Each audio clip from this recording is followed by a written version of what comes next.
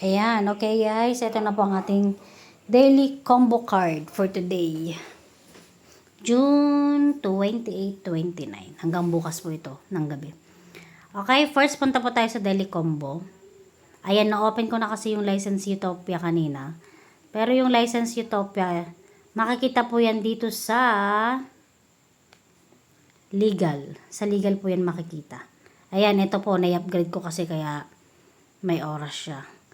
License Utopia, nasa legal po siya guys. Okay, next picture, ito po. Pre-market launch. Kahit anong kasi, kahit anong mauuna na hahanapin ninyo. So, nahanap ko na yung License Utopia. Isunod natin to pre-market launch. Nasa specials po siya. Punta tayo sa new cards.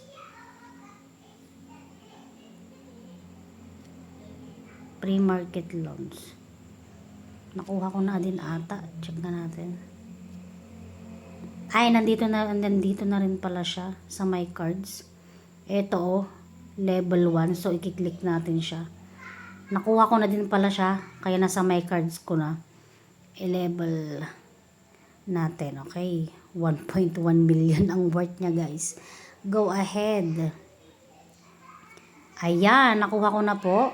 Then, last, yung NFT collection. Nandito rin po siya sa specials guys. Andito siya sa new cards naman. Ayan, ito pangalawa. Mura lang siya, nasa 17k. Okay, click na natin. Ayan, go ahead. Ayan, nakuha ko na po. Kaya lang po, yung mga iba dyan, dun po sa NFT, kailangan pong i-upgrade ng level 10 yung margin trading times 100. Kailangan po yun ng invite para ma-open mo din yung margin X trading. Yun lang po. Kailangan nyo pa rin mag-invite doon. Okay, take the price. Ayan, nakuha ko na. O, diba? Nasa 8.9 na naman ang aking kayamanan. At ang aking profit per hour, nasa 1 million na guys.